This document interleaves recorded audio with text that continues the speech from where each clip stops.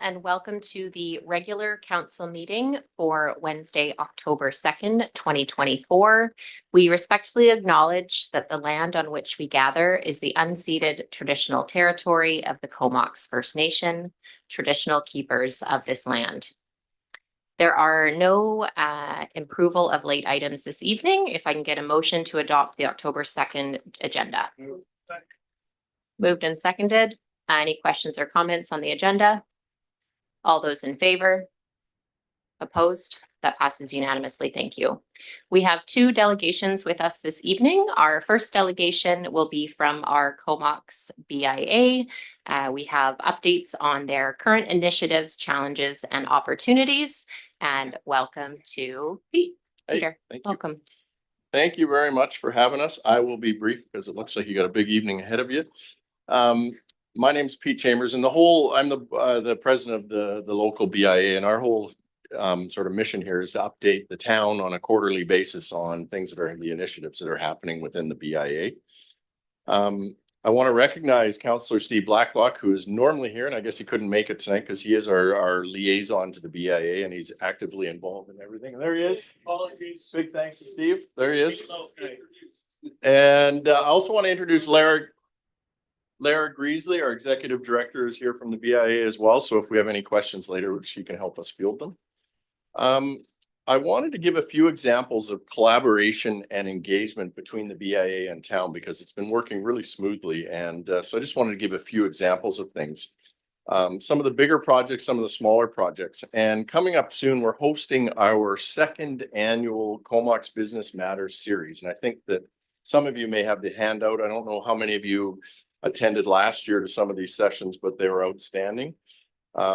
We had all kinds of things from whether we're dealing with air, marina, food and beverage, some small business initiatives for growth. And so we felt that doing that series again this year would be very helpful. So a couple of them that align with the town. One of them is a small business roundtable with Mayor Minions herself.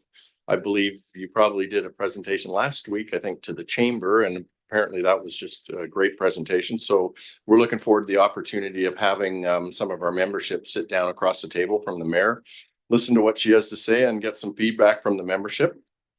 Another thing that we're going to be doing in this business series, and we're going to be working directly with Jordan, is a developers forum, something that we identified in the strategic planning. So we're going to be hosting an event with developers, panels, and guests. And I believe Steve has offered to facilitate that for us as well. I believe the town put on one last year and it was well attended. So we're looking forward to that as well. A few of the smaller things that we're working on right now is the Lighting the Alleyway projects. I know Robbie Knoll, who is the parks manager, has been working with our board of directors, one of our board of directors, Sharon Neville, who's not here tonight, and with Lara, executive director, to undertake the lighting of two paths and the alleys that go from Comox, extend down to the park here and sort of connect the marina and the Comox Avenue together. And it's going to be some white light theme to it, which should sort of brighten things up in the gloomy months, which are coming here in the darker days. And we're trying to time it by the end of October, in conjunction with the Halloween parade that we have. And then further to that, the Mayor tree lighting that's happening a little bit further on in the season. Another event that's happening for us is actually the Comox Fire Hall, an invitation from Gord Schreiner. Thank you very much to host our next BIA meeting at the fire hall and get an overview and update of their operations. So not only is it nice to work with the town, it's nice to be part of the infrastructure of the town as well and to hear what they have to say. Recently, I attended a call on a sewer conveyance project about the sewer conveyance project and the traffic impacts they're having. So the BIA is part of that as well with Jordan and Craig Perry. And we have one of the events we have coming up. We requested some road closures, which is Halloween. And so we're working on managing on how we're going to, reroute the traffic around that so we can still have a viable event there. And one of the big important things that we've got coming up for 2025 is the BIA 5-year renewal mandate. So we kind of go in 5-year chunks. And so we've sent some correspondence to the town and we're working with Shelley Rusrum, the town director of corporate services with the town to get that happening. So hopefully we'll see a renewal happen in 2025 for us. And we just want to send a sincere thanks to all of the council and the staff of the town that we get to engage with through any given month. You know, as well as the mayor, you know, it's just been a wonderful thing to be able to work with you all directly. A couple of outstanding items that are important to the BIA, and now that the new town economic development strategy and enhancement action plan is in place, we are seeking some formal direction. I guess it's action time. The rubber hits the road for us. Number one, the biggest thing on our list is the establishment of a Comox specific tourism commission, hoping to maybe have something formalized or on its way before the end of 2024. That could be a little aggressive, but that's one of the big things on our action items. And the second thing is the contracting of the BIA to undertake a Comox specific business retention and enhancement program in 2025. So I know there's other commitments out there, but that is something that we've been working with the town as well. And we're hoping to get some further direction soon on that one. So that's kind of it. We know you have a full direction tonight. I don't know if you have any questions for myself or Lara, our executive director, but really appreciate the time from all of you. Thanks so much for that. And I'll just check for questions. Questions for around the table for Pete on the update, Councillor Blacklock. Yeah, thanks, Peter, for coming in. My question was just around, how are we doing for volunteers, community volunteers to help at the Halloween parade? I know we've in the past been looking for some traffic control help. Right. Do we Great need question. any help this year? Oh, we need lots of help, and maybe Lara has more of an update on that than I know, but we're always looking for volunteers. Good afternoon, Mayor and Council. Yes, we are certainly looking for volunteers. As part of that call that we had last week with Jordan and Craig, one of the discussion items was just given the sheer volume of traffic that will be downtown, compacted by the fact that we have the sewer conveyance project going through at the same time. We are looking for some additional professional level help to deal with some of the traffic management this year, just because it'll be an inflamed environment, an intense environment, let's say, with the cars. And so Jordan's kindly taken it upon himself to see if we could perhaps get help from either CVRD or the construction companies that are already going to be on site for that short 2.5 hour period. Thanks for answering that question, Councillor Grant. Yeah, thanks. Well, thanks for coming, Pete. It's you know, when we get a council here, we get going in so many different directions and it's easily to forget what you guys are doing and where you are. And so it's really nice to have you come, you know, periodically and just fill us in. It gets me refocused and gets me going. But I'm wondering about your sewer conveyance project. Is that going to be an online form? Yes, and I think we actually sent an email today referencing that, so you probably have that in your inbox. Okay. So I actually think we're doing a Business Matters series on that. There's a virtual meeting so people can kind of go in and get a feel for, I'm not sure who's doing, is it Craig? Craig is involved in it, and Deneen from the CVRD. So they're both involved in that to kind of give a little direction and let people know what to expect. So there is a forum for that for sure. And it's good for us to know who to send the complaints to. Yeah. So, but thanks for that. Okay, great. Just a quick question on those kind of two outstanding items. One of the ones we're going to direct staff to kind of look farther into as far as a tourism commission to see what that would look like resource wise. On the BRE, is there a formal kind of proposal coming with what the BIA sees that looking like as far as like what would be included or resource? Is that kind of a formalized request that we would be receiving? To answer your question, I would say yes. I'm not sure of the timing on that, but that is something that we're interested in doing. So we formalize that for you. Yeah. Okay. Give you a Just little curious. idea I of know how we that's do that for sure. for 2025. Okay. Well, I just want to stress again for council how nice the relationship ongoing has been. Super good to have you come every quarter so we can be reminded of some of those hopeful wish lists, but also that there are good things happening on the ground between council and the Comox BIA. So thank you so much. Great. For that Well, thanks for continued having us. relationship. Appreciate it. Thanks, Pete. Next, we have Rachel from Broad Street to go over the 2123 development that is on the agenda tonight. So just ensure that the mic is red by just clicking the mic there, and then we'll be able to hear you online also, Rachel.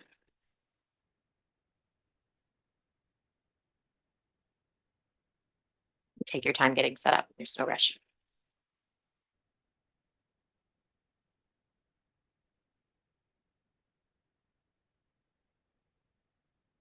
Great, thanks. Okay, I'm assuming up and down, forward and back here. Thank you. Is it opposite? Okay. That's right. All right, good evening, Mayor and Council. My name is Rachel Ricard. I am the Director of Land Development for Broad Street Properties, and I'm here tonight to speak to our rezoning application at 2223 Hector Road. Now, before I start, just to clear up any potential confusion, you may recall my predecessor, Trevor Dickey. He would have been here on previous occasions speaking to this project. If you are not aware, Trevor resigned from his position in July, so I have taken over management of this application. Nailed it. 2123 Hector Road is an approximately 12-acre parcel located at the corner of Aspen and Hector. Our intention is to develop the property with a combination of for sale townhomes and rental apartments, along with frontage improvements and trail dedication. This property has had an OCP land designation of low-rise apartments, townhouse, and ground-oriented infill, which is the highest density land use that exists in the OCP. While the current R3.2 zoning permits apartment dwellings, the maximum height of 10 meters restricts development of anything over 2 stories. Council is close to adopting the new RM 6.1 and RM 7.1 zoning, and we have considered those requirements of these new zones in our concept. Our proposal seeks approval for RM 7.1 for the townhouse portion of the property and RM 6.1 zoning for the apartment portion of the property. In advance of this application, we have, and as part of our due diligence, we have completed several studies on the parcel, including a site servicing report, which reviewed domestic water, fire flow demand, sanitary sewer system, and stormwater management, and concluded that there are no concerns with the existing infrastructure's ability to service this development. A traffic impact analysis that analyzed existing conditions, opening day conditions, and 20-year horizon conditions. In all 3 scenarios, all intersections are expected to operate at a level of service C or better. An environmental site assessment that looked for environmentally sensitive areas, species at risk, and nesting raptors and herons. The wetland on the south of the property was assessed and its boundaries confirmed, along with a recommendation of a 15-meter development buffer.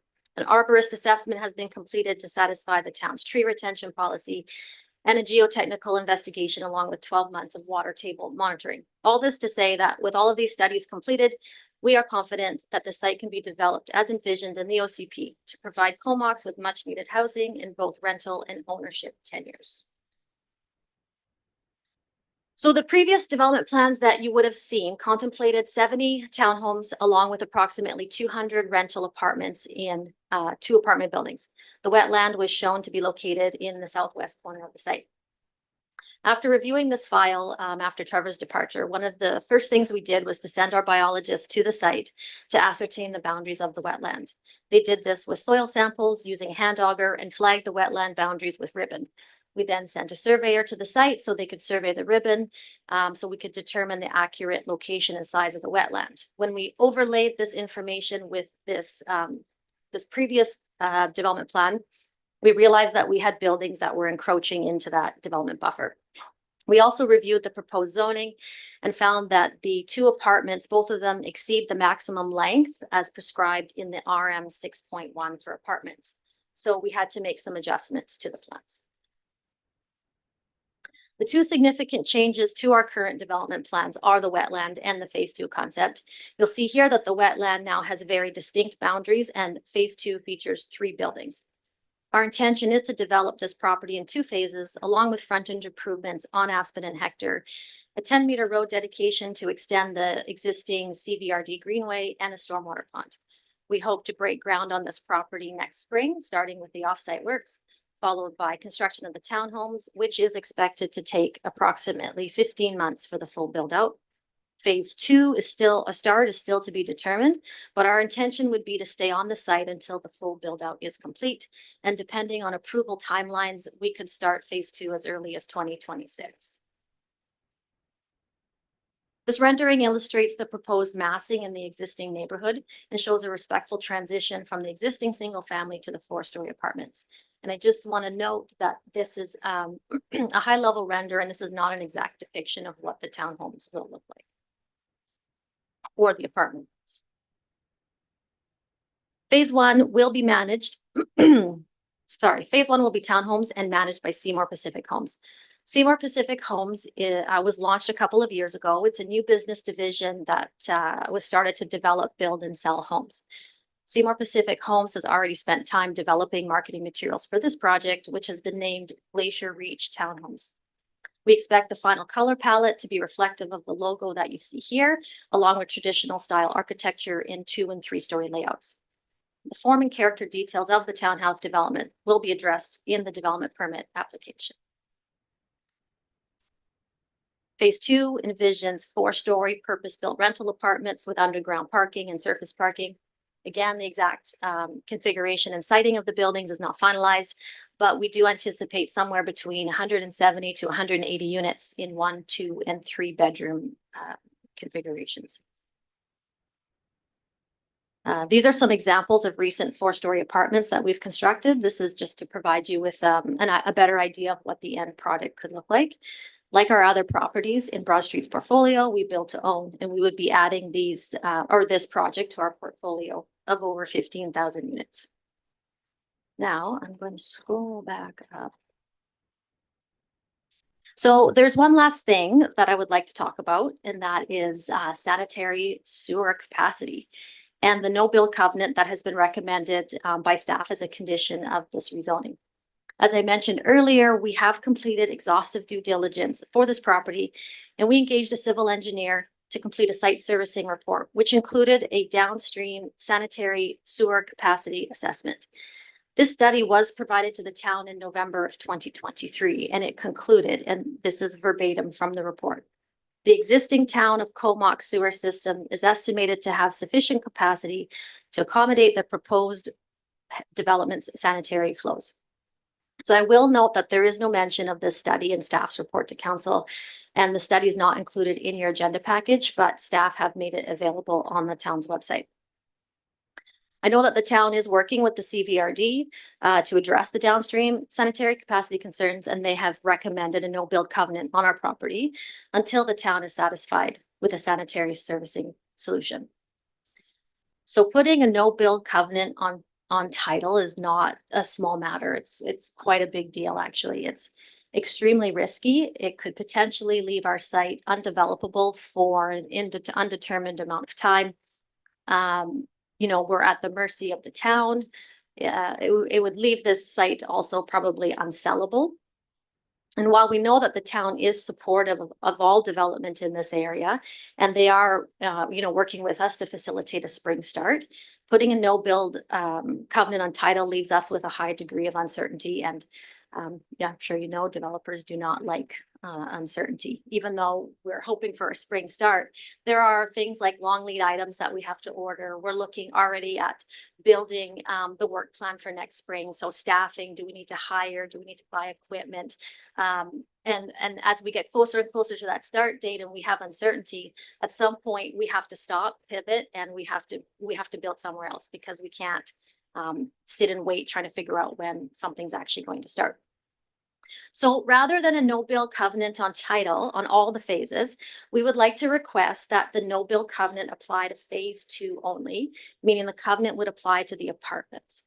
The servicing report we commissioned assumed a full build out of 252 units and found the existing infrastructure sufficient. We are confident that bringing only 72 units online is manageable and is just under a third of the study's assumptions. This is a common sense and reasonable compromise that mitigates our risk of missing a spring start, and it provides the town with the comfort that development will not overwhelm the sanitary system. I thank you in advance for your consideration of our request. That concludes my presentation, and I welcome any questions. Thanks, Rachel. Yeah, you may have some questions if you can just Be there for a moment.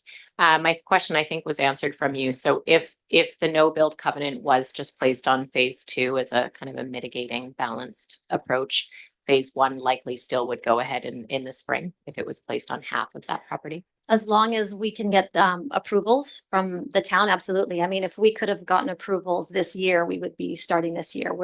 We're ready to build. We're a fast builder. We're a proven builder. So yeah, this is 100% on the books for spring 2025 at this point. Okay, thank you. Can we just get the diagram back up if possible? Other questions from council, then I'll go back to the one with the Councillor Grant. Yeah, thanks. Actually, my question's for Jordan and I mean, it's one thing for the developer to think it's all good, but I'm wondering what the town's thoughts are on going with the 72 units as a first phase and keeping the no build clause on this. Yeah, thank you. We were able to meet with the Comox Valley Regional District this afternoon. And given the information and discussion we had in that meeting, I'm comfortable with the request to move forward with the no build covenant only placed on phase two, and that one is not required right now for phase one. Other questions for Rachel or for staff? Councillor Mayer. Thank you for the presentation. My question is about the wetland and great to see the attention that you've paid to it. I'm just wondering if you can confirm the buffer. How big the buffer is now? Yes, the certainly. Buffer. The buffer that our biologist has recommended is 15 meters. That report has been completed, but was not provided to staff in time for this council meeting. And then, of course, we looked for any additional space that we could pull these buildings away from the edge of that buffer as well to provide as much area. Thank you. There are questions from council? Mine was also on the buffer in that drawing. Is it because from that drawing, it appears like there's some extra buffer naturally built in or considered, but we won't know that exact amount potentially. Okay, this is coming up later on our agenda. So any further questions for the delegation? Thank you so much. Thank you. So we're moving on to page 7 for the regular council meeting minutes. If I can get a motion to adopt September 4th meeting minutes. Move. Moved and seconded. Any questions for those minutes? All those in favor? Opposed? That passes unanimously. Moving on to page 12, the public hearing meeting minutes for September 4th for adoption. Moved and seconded. Any questions or comments on the public hearing meeting minutes from September 4th? All those in favor? Opposed? And that passes unanimously. Thank you. Moving on to page 19, we have the Strategic Planning Committee meeting minutes for September 11th for receipt. Moved and seconded. Any questions or comments on September 11th Strategic Planning Committee meeting minutes? All those in favor? Opposed? And that passes unanimously. Thank you. Just a clarification for staff, do we need to pass the 15 committee recommendations as a group? Perfect. So we're on to our committee recommendations. There's number 1 through 15 in the agenda.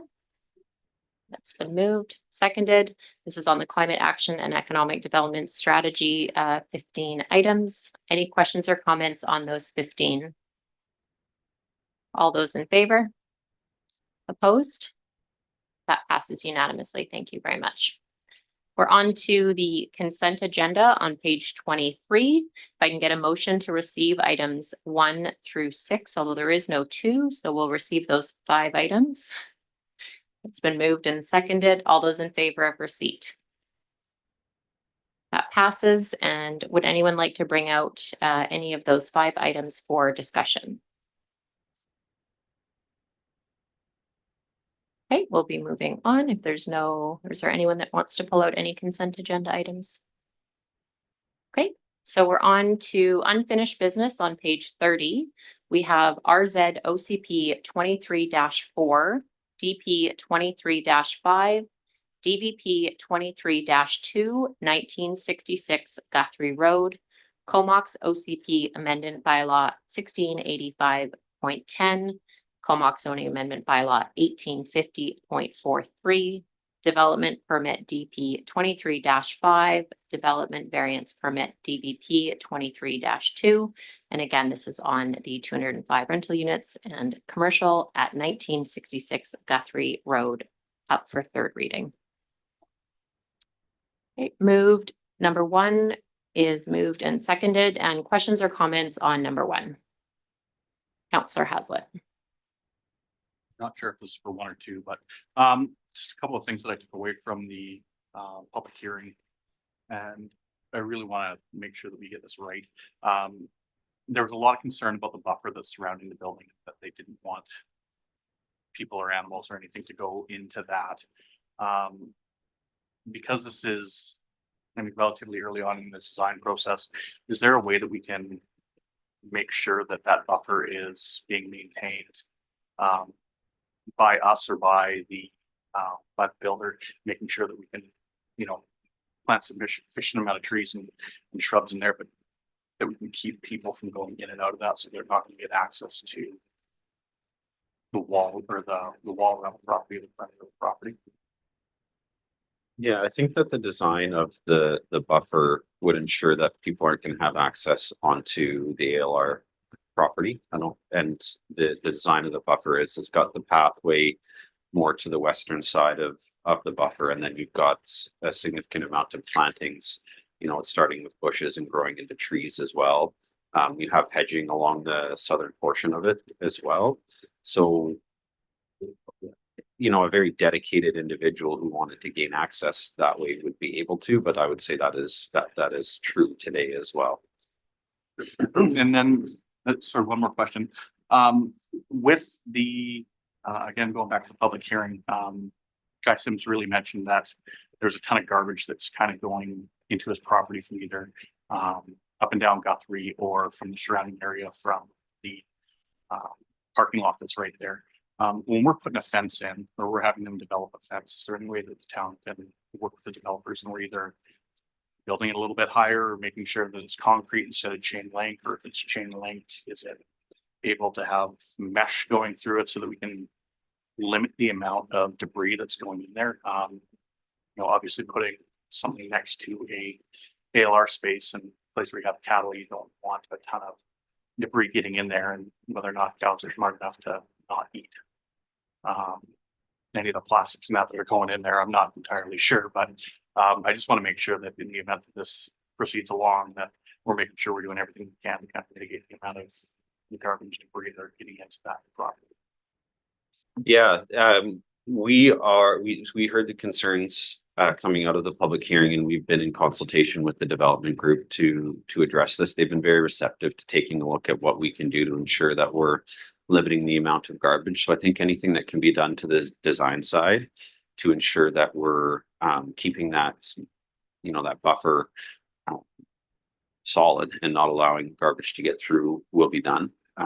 And we have commitments from the group to do that. Alternatively as well, we're looking at taking some of the additional tax revenue that's going to be coming in from this project and putting it towards park staff time to be able to go along that road, to go along that area and be able to clean up garbage maybe better than we've had in the past. So hopefully through this project coming in, we'll have a more significant barrier between the commercial sections, the commercial sector, commercial section and the ALR. So hopefully reducing conflict that way, and then making a little bit more of an investment to try and ensure that we're cleaning up as much garbage as we can before it gets to the farmland. Just a question over to staff. I'm supportive of the project itself. I think it's great. It's going to be a nice addition with the housing accelerator fund that we have coming in per door that gets built, especially with those rentals. But I would like to see the electrical conduits be in the underground parking. So just to check if it was alternative 2 that I would like to see potentially on the table and added in, does that come into play with part 1 or part 2? I believe both of these will come in on the zoning amendment bylaw, but I'll look over to planning to provide comment. If alternative 2 was to be added, would it go as part of attachment 1 or part of attachment 2, 1685.10 or 1850.43 for clarification? I think that'd be more appropriate to be tied to the zoning amendment. Number 2. Perfect. Thank you. Okay, other questions or comments for council? Number 1 is on the table 1685.10, which is the recommendation from staff. Questions or comments? Councillor Mayor. I'm just wondering if we can talk about alternatives to having the 10 years. So on the 20 dwelling units with CMHC, is there a way to make that lifetime? And that's maybe a question to staff. Over to CAO Wall, we're planning for direction. Fundamentally, that's a negotiation between the municipality and the developer. It's not a discussion that we've had to date, so it would need to be direction from council for us to explore either having it locked in perpetuity or extending the length of time.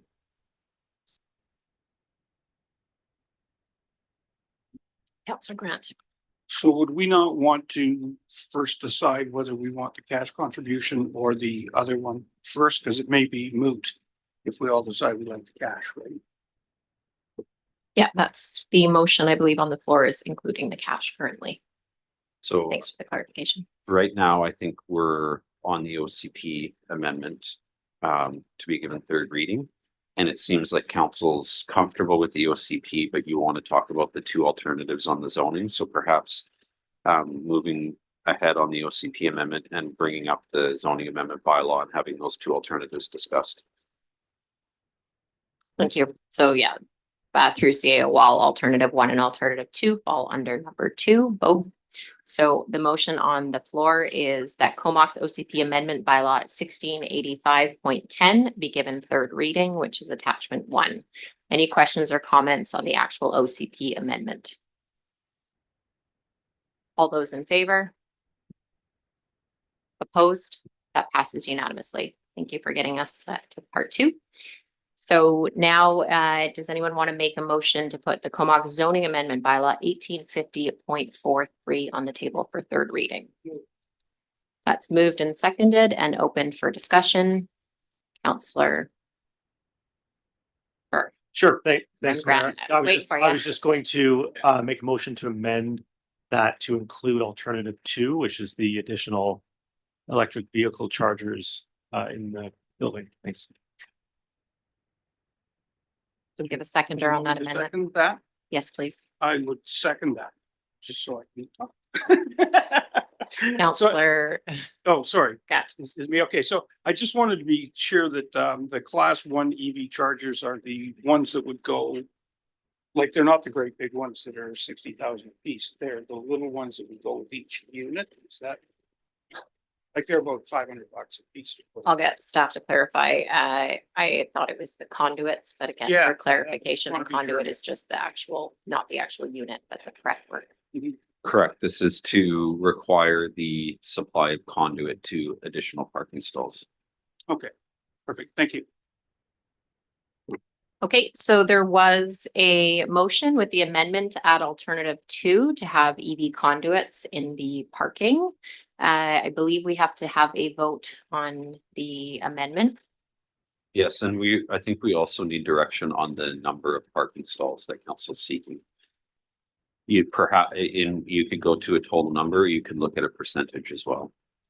Okay, I'll just go for clarification for who made the motion and then Okay. we'll, Councillor Kirk. Yeah, the intent was to all parking stalls. I mean, again, the premise of this, we've talked about it before, but for anyone that this is new is it's really expensive after a building's built to go in and rip out the concrete and put in conduits for EV charging. But much cheaper to do it when you're actually building the building. So we're not saying there should be EV chargers at every stall, but at least there's the conduit. So if someone wants to put a EV charger in their stall, they can do that, and it's plumbed to do so. So that's the intent was for all. Yeah, that was my question too. I wasn't clear with what CEO Wall was saying there, whether he wanted to know how many parking stalls we needed or how many we wanted to put the conduit in. So that clears it up. Thank you. Okay, so we're voting on the amendment itself, and then we will go back to voting on the amendment if it passes. So on the floor is that Comox zoning amendment bylaw 1850.43 be given third reading, attachment 2 with alternative 2 that all parking stalls have the EV conduit. So we're voting on the amendment. Adding that as an amendment. Any questions or comments on adding alternative 2 for all EV conduits in the parking? All those in favor? Opposed? And that passes. So now we're back to the motion as amended. Any questions or comments? So again, this would be taking the affordable housing contribution in cash and having alternative 2 for EV conduits. So that's what we're discussing currently. Councillor Hazlet. Personally, I like the cash option better than the dwelling units. The big reason is after 10 years, if that's the way it goes, then it just expires and there's nothing else going forward. Whereas this way, if we can get some money in place, it gives us a little bit more control, and we've got the option to make decisions on what we want to do with the money. Put it towards some good use. Thanks, Councillor Hazlet. Councillor Blacklock. You know, we had heard on the initial reading of this project that the cash contribution for our affordable housing policy at just over $700,000 was in the presentation's words, in the applicant's words, a deal breaker. Now, we have an alternative here about taking 20 units at below market rates for 10 years. The issue I have and why I would prefer that the affordable housing policy be upheld, my reasons are twofold. Number one, the cash contribution, the affordable housing policy as written requires this amount of upfront affordable housing contribution for us to build future affordable housing projects. We are going to need that money. And when you look at the other projects yet to come within this area, if you add the money that we expect from that affordable housing policy to this, we will have enough money, I think, to build get us well started on a good quality project that meets the needs of non-market affordable housing. The second thing is, I don't believe that if I was going to build a rental building with this much capital outlay, that I wouldn't consider the affordable housing policy as written by the town and not expect that to be upheld. So for me, it's I support the motion as read, which includes the upfront affordable housing policy contribution. Thank you. Thank you, Councillor Kerr. Yeah, I couldn't agree with Councillor Blacklock and Councillor Hazlet more on this. The other thing, we had a Coalition to End Homelessness meeting today, and I actually threw this kind of hypothetical scenario to them and asked what they felt would be best for more affordable housing in the valley. And they overwhelmingly said yes, it's the cash contribution to actually build more units. And what we saw in Courtney is a building past that 10-year mark, and then all of those units went right back up to market rates. And so it's not a sustainable long-term plan for affordable housing. And we know that it's only going to get more expensive going forward. So yep, love having the control by the town. And I'm really excited, like I think I hear Councillor Blacklock is, about the possibilities that this gives us going forward about really doing some cool affordable housing, meaningful projects in town very soon. Thanks. Councillor Mayor. Thank you. I'm also excited about having the cash contribution.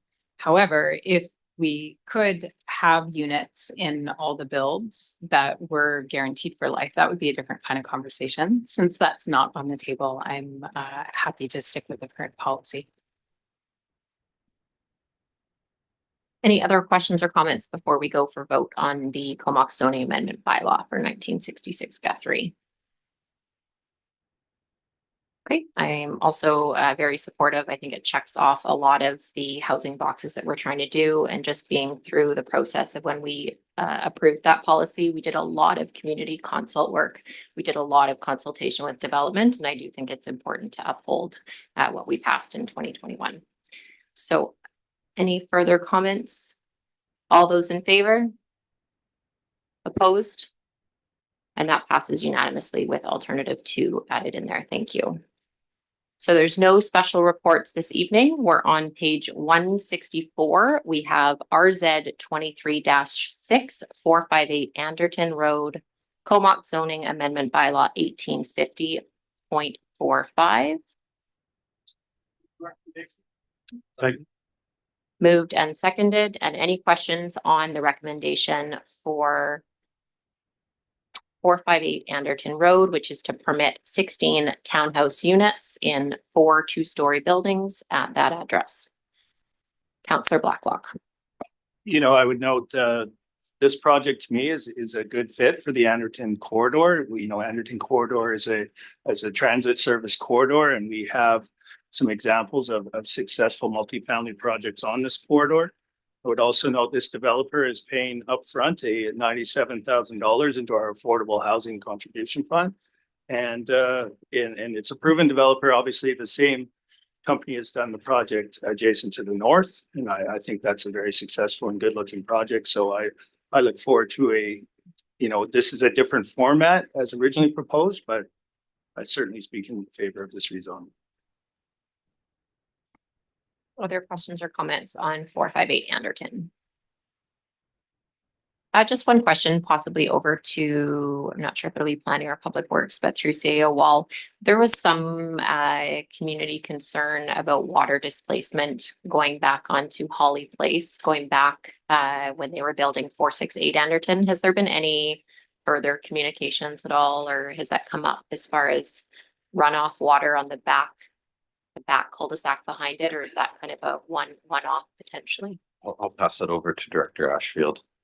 I don't believe, I haven't seen anything come through recently as part of this, so I'm assuming it got resolved, but we can definitely look into that to make sure that it's been taken care of. But I believe when the development up north, to the north of it, dealt with it at that time, because that's when it came up to the board. Sounds good. It was mostly to make sure there's no new developments there that have been ongoing. So thank you for that. Any questions or comments before we vote on 458 Anderton Road? Just finding my place. Give me a moment here. So we have RZ 23-6 for adoption. All those in favor? Opposed? And that passes unanimously. Thank you. Under new business, page 177, we have DVP 24-3 for 532 Lazo Road. This is the development variance permit application to permit a 2-lot subdivision. And staff has recommended that DVP 24-3 for 532 Lazo Road be denied. I'll move that. That's been moved and seconded. Questions or comments on DVP 24-3, Councillor Blacklock?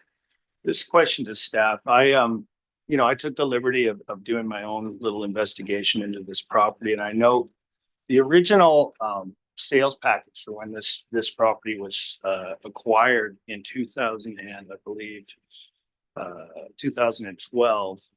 You know, the marketing package that went with the property at that time did mention the potential to subdivide off 1.25 acres off Foskett Road at the back. And my question is, at what point, if that marketing of the property occurred in 2012, was that before or after the regional growth strategy would have changed the ability for us to approve non-sewer service subdivisions? So council still has the ability to approve the non-sewer service subdivisions. Our OCP directs us to avoid it, and the new floodplains that we're looking at, a significant portion of this property is within the updated coastal flood mapping. And so what we're looking at is 2 things. Our OCP is directing us not to create new units and new lots in areas that aren't serviced by sewer. And then to start to take a look at whether or not this is an area that we're going to see as a long-term density area in the town. And with the potential for flooding coming in from the ocean going into the future, it's likely to be identified for non-densification. Then my follow-up is has there been any other subdivision application that we have turned down since 2012 in this immediate vicinity? I'd have to look to the collective memory. I'm just trying to avoid a situation where we've said yes in one instance and no in the other. We had more inquiries in the area. We always advised the applicants or future applicants that they have an ability to apply for variances. There were 2 applications to amend OCP on Connemara Road since the regional growth strategy and the last OCP review. The situation is different because on Connemara we have services, we're still denying the applications. OCP policy allows with the dedication of land for the land conservancy or environmental areas to reconsider creating smaller subdivisions on subjects. But that would be the only policy under the current OCP. So that history, Councillor Grant. Yeah, so a little bit of history on this one. Cledaw Estates went in and then they came back and wanted to subdivide some of those larger lots. The people in these areas came out to our meetings and they were really concerned that if we allowed the subdivision up there, that it would start the subdivision down in this area. And they really didn't want that at the time. So that may have changed over time. It also goes back to when the water first went out there. So that's about 20 years ago. And, you know, they were offered the ability to, well, actually what we did was we said, if you want water, you have to buy sewer too. Well, we were told by the province that we're not allowed to do that. So that was taken off the table. So these people had the opportunity way back when to look at that and decided not to. So that's where we are today. Any other questions or comments before we vote on DPP 24-3 for 532 Ladsville Road? Okay, the motion on the floor is to decline the application for a 2-lot subdivision. All those in favor of the staff recommendation? Opposed? And that passes unanimously to deny that application. On page 204, we have RZ 24-3 2123 Hector Road, Comox zoning amendment bylaw 1850.48. And we have that up for first reading. I have a question here. If we wanted to amend that and take the no build clause off of phase 1 for the 72 townhouses, where would we do that? Great question. I will ask CA Walt to clarify where we would separate that. On second reading. Okay, so I'll move first reading.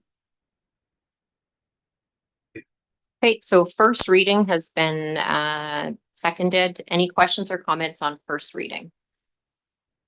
All those in favor? Opposed? First reading is unanimous. Thank you. That Comox zoning amendment bylaw 1850.48 be given second reading. So I would move that with the provision that we allow the first phase of 72 townhouses to go forward and have the no build restriction put on phase 2. Thank you. So just for clarification, we're removing it from phase 1 and keeping it on phase 2. Correct. Staff That's recommendation. what I want. Great. Perfect. Do we have a seconder on that?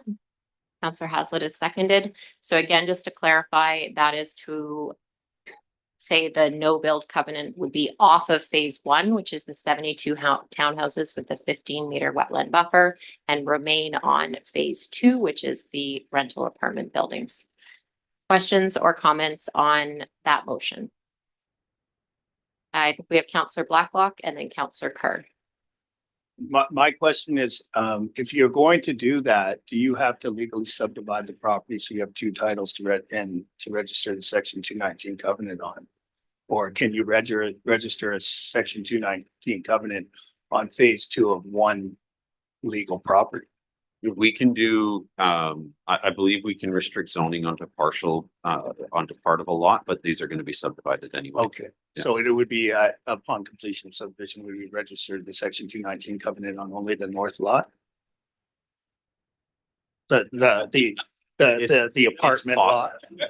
It's possible. We could also look to register it on the first title on only a certain portion of that geographical. line Okay, as you well. could, you can segregate an area within the section 219 covenant? I believe so. Okay. But Well, that, I, I just want to make sure that we're not, putting the cart before the horse. either way, I think with this direction from council, we'll go and figure out the exact legal mechanism to get it done. Counselor Kerr. Thanks. Well, just a reminder, as a preface to me making these comments, I also just want to say that I did vote for two large development projects to go forward tonight, and I voted for first reading on this one to go forward. With that being said, I'm struggling on my vote for a second reading. There's no red flags to me in this project, but there's some yellow flags, and there's enough yellow flags, and I'm just getting a little nervous, and the hair is standing up on the back of my neck. I'm not still totally comfy with the 15-meter buffer. I know we've had some biologist reports go back and forth, but you know there has been some good recommendation that it should be bigger than 15 meters. The wetland, I do appreciate the builder's suggestion for keeping most of that wetland or a lot of it, but it's still we still don't have an official hydrologist report. We have a couple of biologists report, but not a hydrologist report, which would be like a specialty biologist. So I'd still like to see that. The sewer thing makes me nervous. I sit on the sewer commission along with Councillor Swift and Councillor Grant, and this sewer capacity issue is making me nervous. I'd really like to have an answer on that before moving forward. I appreciate the splitting the no build covenant. It helps with that somewhat. There's the traffic study, which still we hear from people that live in that area that the traffic is going to be a real concern. And putting that many units in this area is very tough. But the big one to me is we haven't done our OCP yet. And our OCP and CAO Wall said to us as soon as we started our term was, you know, this term is going to be about how big does Comox grow? How big do you want it to grow? How big does the community want it to grow? And I don't think we have that answer yet. We haven't had our OCP process where we've had a chance to have the community tell us what's the population of Comox going to look like in 5 years, 10 years, 20 years. I know the government has made some suggestion. The provincial government has given us some targets, but is that what our community wants? So I would like to see us have all of those answers before moving this second reading. And so I'll see what others think about that. I might be outvoted on this, but if there's interest, I would consider a deferral motion to pushing the second reading off until we have the OCP. Thanks. Just to check, you're waiting for more feedback before you. Correct. I look just for like deferral. to have a Just checking, discussion. clarifying. There's no point making a deferral motion if it's going to get shot down. So Sometimes you don't know. Counselor Grant and then Counselor Mayor. Oh, well, I didn't actually have my light on, so I will wait. Got your light off though. Counselor Mayor. Sure, yeah. So I have similar concerns, like overall. I would like to find a way to say yes. I kind of think of this in two phases as it's been presented. The townhomes are a little bit easier than the apartments for me. Again, it has to do with understanding the long-term planning. And while we certainly have some limitations because of Bill 44, I also think that there's lots that we can do. So when we're looking at that 20-year planning, we can decide where that density goes, and we can really work with the community to make sure that we're making those choices together. I do have a question for staff on how much it would cost to have a hydrologist to review the recommendations. So we wouldn't be starting from scratch at all. It's just getting it's kind of like going to a specialist when your GP notices that there's something going on. So maybe over to staff for that. Thanks. I don't know for sure. It would depend on sort of the goal of the report, but I'm guessing it would be for just a review of the information, 5,000 to 10,000. If you're getting into something a bit of a deeper analysis to provide recommendations, maybe up to 20 to 30. Depends on what the goal of the report is, I guess. Yeah, for me, it's just about confirming the adequate buffer. It's just about having confidence in it. That's really it entirely. If the health of the wetlands can be more secure, that would make me feel a lot more comfortable. So, I'm not sure that I'm comfortable moving ahead until we have a little bit more of that community consultation and a bit more of an understanding of where density like this makes sense. I'd love to hear what others think as well. Counselor Blacklock. Well, I think we are clearly in a housing crisis. Supply has outstripped demand in this community for going on 10 years, and we've heard from the developer, a spring start for these townhouses with no phase one, with a phase two, no build should keep us on track to give people necessary housing. Where are people going to live in our town? People are going to keep moving to Comox, whether our OCP wants them to or not.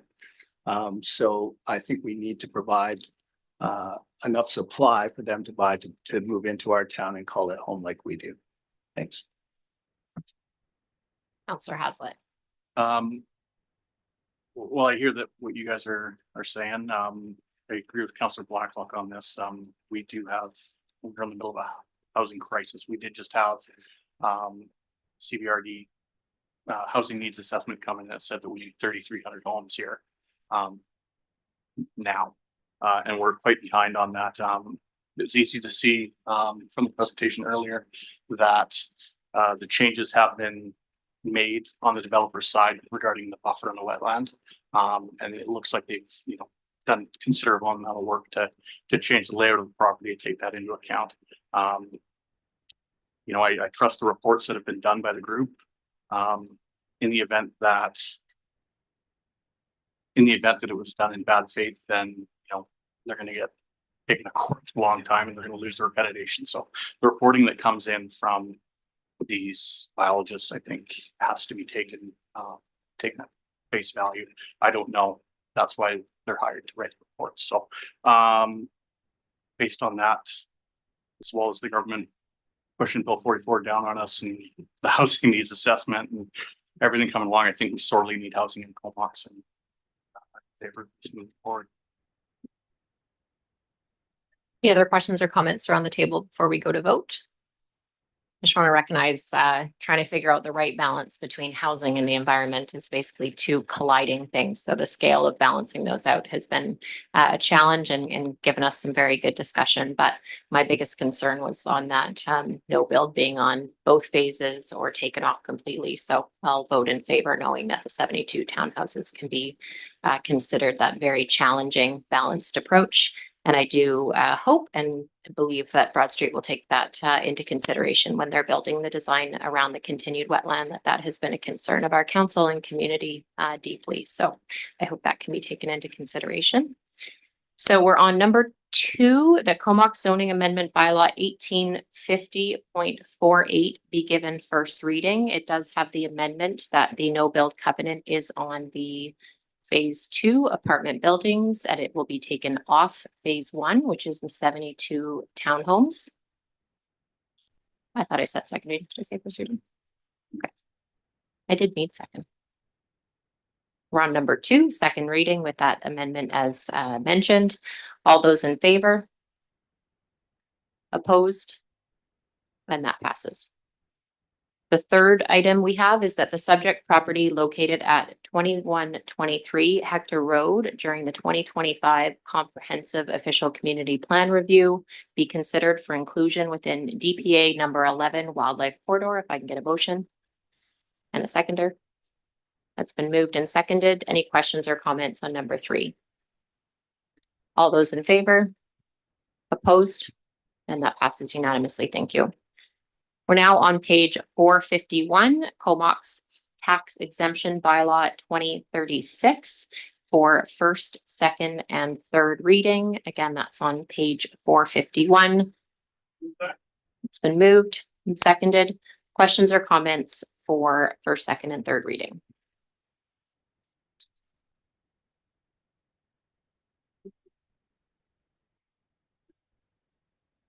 Okay, so they're being passed together, first, second, and third reading. We have Councillor Haslett. Regardless of what happens here tonight, I think that it's really important that we take this to a strategic planning meeting as well, where we can all sit down and talk about this. Over the last year and a half, there's been quite a few conversations around the table about where we all feel the tax exemption should be. And it's not an insignificant amount of money. And I think that we really need to be paying attention to where everything's going. I'm in favor of moving this forward tonight, but I think that we need to sit down and have a really full discussion on all the different organizations that are getting this exemption. Looking at the list, there's not too many on there that I would take off. Probably not any on there that I would take off, but as a group, we should collectively sit down and really decide how we want to move forward in the future. Thanks for those comments, Councillor Kerr. Nope, shaking your head agreeing. Nope, that's okay. Just a question, with the Providence Living now being fully built out and open, imagining that's why the tax increase or savings for them has gone up. Would that not have been an item, like if we specifically decided to go into Providence Living and discuss at a future session, is that not something that got negotiated before the building got done, as far as like what would be waived? That's not something we're tied into contractually. No, council, your permissive tax exemptions are bylaws, and as such, you can't fetter that. So there was no agreements or sort of promises that they would receive a permissive tax exemption in perpetuity. It needs to be decided on every year by council. And so when we do increase the exemption for that site specifically, which is obviously our largest one, and it's 130,000 more, how does that actually affect like bottom line residents? Is that an even 1.25% that's going to go on taxes, or is that not, it wasn't collected and passed, so it doesn't have that direct 1.25% Correct. increase? Because it's never been collected. What is happening is, rather than having a reduction in the tax burden on other homes, there's no reduction in the tax burden after this is constructed. Okay, and if it wasn't granted, it would actually be money back in, but it's not actually money out. Great. Other questions or comments from council before we, Councillor Haslett? This is a process question. If I wanted to move this, we pass it, and I want to move this discussion for a further strategic planning meeting. But I just made that after before. Sounds like a follow-up motion coming from Councillor Haslett, but any questions or comments before we vote on this year's tax exemption bylaw 2036? All those in favor? Opposed? And that passes unanimously. Councillor Haslett. I move that we move the tax exemption bylaw discussion to a further strategic planning meeting. Any timeline? The next. Yeah, good time. The next Yeah, month, let's- months. How about we move the permissive tax exemption policy and permissive tax exemption list to the next strategic planning meeting? That's exactly what I said. Okay, so that has been moved and seconded. That's to have that topic brought up as a main topic at a strategic planning session in the very near future. Any questions or comments on that motion? Councillor Blacklock. Yeah, I would speak in favor of that. Not just on the on religious institutions, but also on some of our, you know, some of the exempted properties that do operate business components. We need to have a discussion about that as well. Thanks. Probably a big topic to deep dive into for many different reasons. Any other questions or comments before we vote on that coming to a strategic planning meeting? All those in favor? Opposed? And that passes unanimously. Thank you for bringing that forward, Councillor Hazlet. We're now on page 515. We have the UBCM Grant Community Emergency Preparedness Fund that council support the Comox Fire Department UBCM Community Emergency Preparedness Fund application, and that if successful, the town of Comox is willing to provide overall grant management of that. And that is the recommendation. That's been moved and seconded. Any questions or comments for staff? Councillor Blacklock. Just the staff, is there any capacity issues around this? Any reason why we wouldn't think we could handle this? Thank you. I missed the nod. No. Okay, thanks to Chief Schreiner and your team for bringing this forward and being willing to take on that extra. All those in favor of the recommendation from CAO Wall? Opposed? And that passes unanimously. Thank you.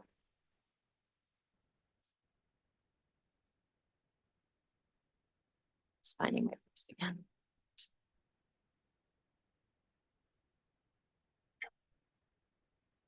Okay, there are no notices of motion on page 517. We have correspondence from Dan and Trina White seeking approval to extend driveway that is on Town of Comox property. Before we get a motion to receive. Perfect. So that's been moved and seconded, and refer to staff for any background information before we possibly discuss. Yeah, we've taken a look at this and at a staff level, don't support the extension beyond the road right of way. So the residents have the ability to do the increased width of the driveway on their property. What we would prefer to not happen is for that to get extended onto the town's property, which will also interfere with servicing. Taking a look at the site and the driveway, there appears to be ample space even for somebody who has limited mobility. If the driveway is only extended on their portion of the property as well. So staff recommends not granting this requested variance. Is the letter in its own form like a development variance? I didn't think that it was more a correspondent letter requesting council support. Permission for a variance, or it's permission to allow them to encroach onto the town's property. Like, we could do an encroachment agreement. We could do a lot of things to allow it to happen. We can get there in different ways, but again, taking a look at the layout of the property, there's significant space there for vehicles. There's significant space available to extend to be able to provide a lot of extra room and maneuvering. And again, we feel comfortable with the amount of space provided for the residents. The staff gets these requests in from time to time. This isn't the first one, and it won't be the last one either. I'll go to Councillor Grant. And then Yeah, Councillor I think Smith. it's important to remember that all we're doing is receiving this letter, so we don't have to make any decisions on it, we can just receive it. Councillor Swift. Thank you. I drove there today because I looked at these photos and it wasn't clear to me where the town property begins. Is it at those servicing boxes? So would it be permissible to put gravel or something there rather than concrete?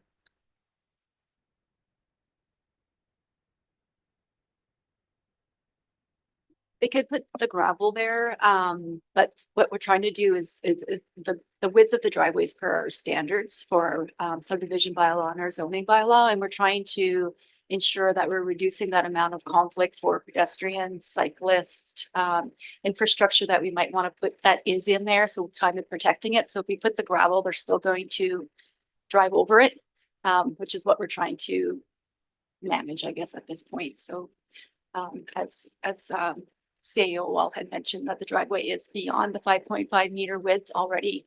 as part of our design standards for driveway width, so it is quite a bit wider than what would be allowed for our design standards.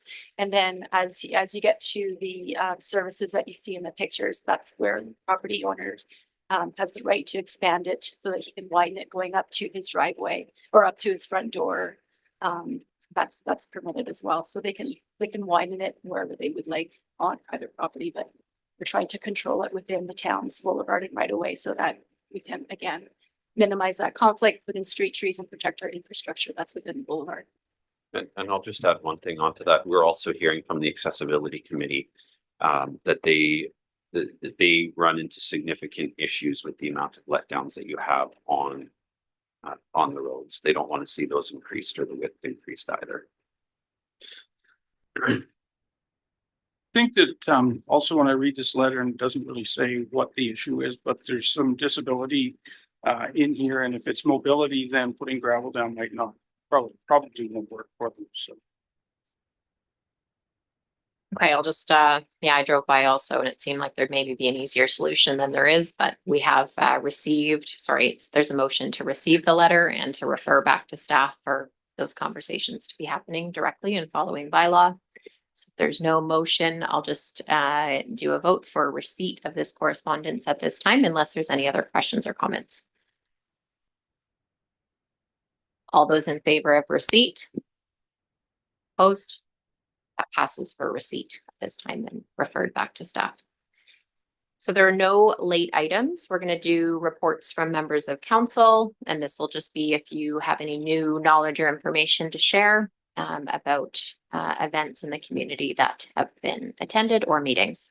I'll go to Councillor Blacklock, Councillor Swift, and Councillor Haslett first, please. Well, I've had a very busy month. We had a BM meeting September 10th, a CBRD sewer commission meeting. I am Maureen Swift's alternate replacement when she was away. So that was on September 12th. I did get the pleasure of going to the King's Coronation Medal Ceremony where Bruce Curtis, resident of Comox, and Ron Weber, former mayor of Courtenay, were honored. And that was an exciting event for both of those gentlemen. And it was my pleasure to attend. I went down to the Dragon Boat Festival, and that was a congratulations to everyone who competed in that. It was loud and it was exciting. So I was very happy to go to that. September 15th, I went to the Battle of Britain Commemoration Parade through the Comox 888 wing, and was very honored to be a part of that ceremony. The CV Coalition to End Homelessness, I represented, well, some of you were away at UBCM. I represented the town along with our communications director at the strategic planning session held at Native Sons Hall, and that was on September 20th. We had a Community Justice Center board meeting on September 23rd. I did attend the Chamber of Commerce lunch with the mayor on September 25th. There was a chamber mixer at Jet FM on September 26th. There was a BM meeting this morning, and Councillor Grant and I presented to the Rotary Club to talk about Bill 44 twice this week. That's it for me. Thank you for the list, Councillor Blacklock, and attending so much on behalf of council. Councillor Swift. Thank you. Having been out of the country, I have nothing to report except my gratitude to Councillor Blacklock for attending the sewer commission in my absence. We had a Destair meeting and they have tickets available for their Thanksgiving dinner on the 12th. Members $25, non-members $30. Thank you. Councillor Kerr, Councillor Grant, from the air, please. Yeah, thanks. It's been a busy month. So first, I just want to just say quickly, I just have a lot of gratitude tonight. We had a lot of really tough discussions. We had a 519-page agenda, and we had a really great discussion tonight and very respectful dialogue, which is always awesome. So it's a pleasure to work with each of you around the table, and thanks to staff for such great reports. Really easier to do our job despite the length. So a couple of updates. We had UBCM, so lots of meetings there. So the Union of British Columbia Municipalities with other mayors and councillors. We met the ministers of housing twice, public safety, agriculture, transportation, infrastructure, agriculture and emergency management, climate readiness. We also met with BC Hydro. So lots of great discussions, some definite asks that we made of the ministers on behalf of the town, and hopefully once the election period is over, we'll be getting some reports back on those. Specifically, the meeting with the ADMs and the deputy ministers were really important. So that's great. We had a library board meeting. The increase to our fees and taxes will only be 5% this year from the library, which is much less than last year and much less than many other communities on the island. So that's good news.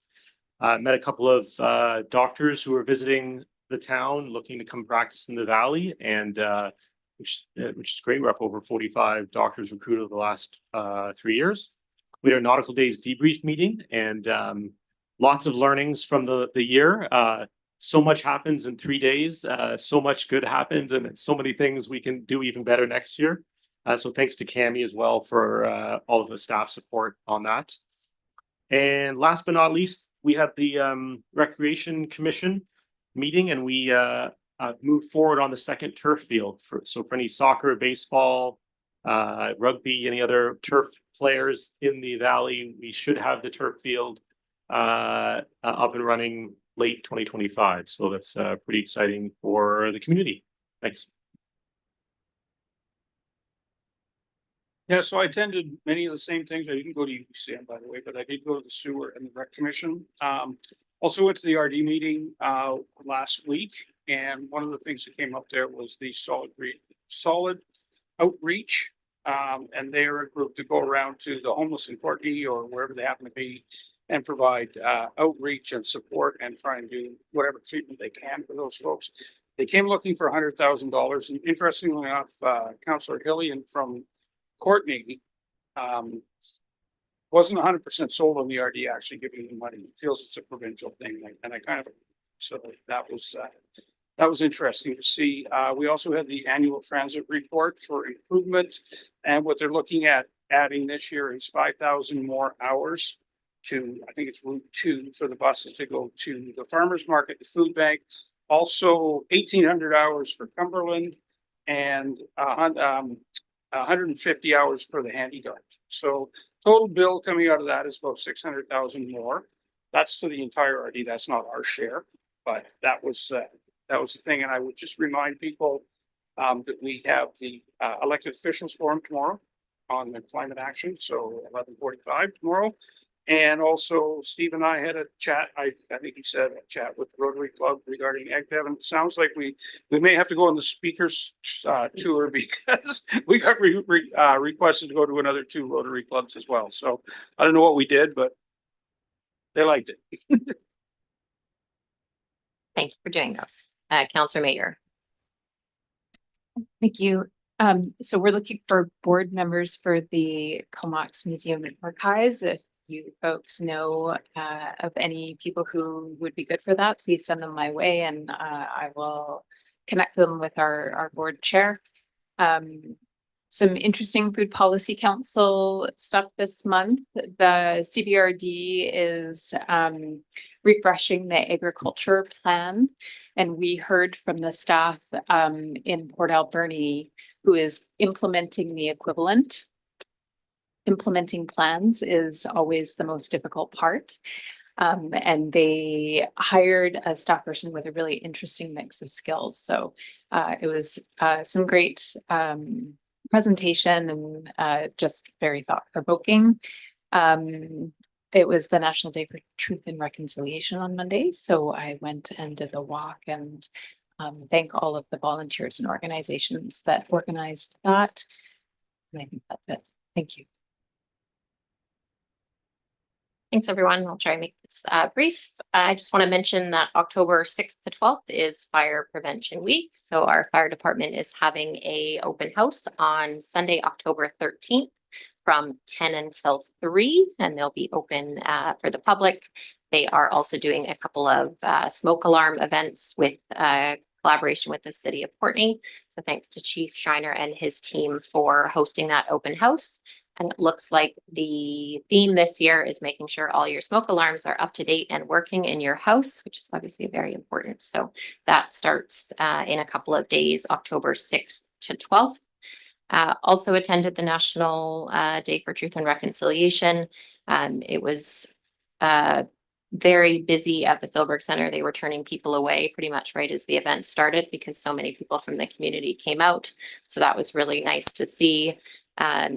Stood and heard some local elders and survivors tell their stories, and the ceremony lasted a good hour and a half, and it was just a really moving day. So it was nice to see so many people from the community come out for, I believe it was the 4th year that's been held. And there really was a lot of people there to listen and to be a part of community. So that was a very nice thing. Did the small CV chamber talk. It was really great. Councillor Blacklock, CAO Wall came out, and staff gave a presentation that I can now use for a couple other groups. So people are very interested in hearing kind of what's happening in the town of Comox and with Bill 44. So it's great that we have multiple groups kind of out talking to those who are interested. Even if we're telling 10 people, they're maybe telling another, 50 people. So thanks for everyone's ongoing engagement with what's happening in the province and how it affects us at the town of Comox. I went to the Glacier View Lodge fundraiser. It was the first time they had it on the property. So we got to walk around the property, and they pointed out where they would love to see future housing, which was really great to see. And they raised, I believe, around $35,000 for some of their music and art therapy programs. So that was a nice day. I've got some summary notes from UBCM, but as mentioned, it was a lot around the housing piece as far as exclusion zones where we don't want Bill 44 to apply in the town of Comox and getting that permanent. And then from the CVRD perspective, it was really around the sheltering for the next 18 months or so before the Braidwood shelter gets built, and potentially we need more shelter. And with Minister Farnsworth, we really focused on the escalating police costs and how they're getting, I don't want to say downloaded, but I think that's the word, downloaded to municipalities, which is really affecting our ability to not increase property taxes at a absorbent and grotesque amount. So some advocacy there, obviously with the election, we'll just have to kind of sit on these advocacy pieces and continue them. There were a couple kind of private or side meetings that we had with different groups that I think will hopefully turn into good things for the town of Comox. So thanks to Councillor Kerr and CAO Wall for coming to that. A couple of individuals from our First Nation came and attended an all-day session town hall with us. And that was a really great working session where we got to sit alongside Chief Price and some staff from Comox First Nation. I believe that is all, and we have a in-camera meeting. So I will just say thank you. There's no media questions. Any questions from the public before we move to go in camera? Any questions from the public? Okay. Well, thank you everyone for joining us this evening. Welcome to our new development, head planner, Randy. Welcome for joining us, and to all staff who came this evening. I'll get a motion to go in camera at 6:22. All those in favor of going in camera? Okay, so thanks everyone, and we'll take a 2-minute break before going in camera.